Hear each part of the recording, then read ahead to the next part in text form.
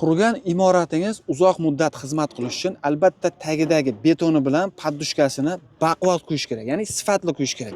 Bu narsalarni sifatli quyish uchun sizlarga albatta tajribali ustalar kerak. Qadrdonlar, men sizlar uchun eng zo'r tajribali ustakalarimizni topib qo'ydim. Ya'ni 9 yildan beri faqat shunaqangi beton quyish xizmati bo'yicha xizmat qilishadi ekan. Kimga shunaqangi beton, steyashka quyish xizmati kerak bo'lsa, vodiy bo'yicha aloqaga chiqaverasizlar. Hozir mana Farg'ona viloyati Bog'dod tumaniga chiroyli qilishib kottejga fundament qo'yib berishyapti ekan.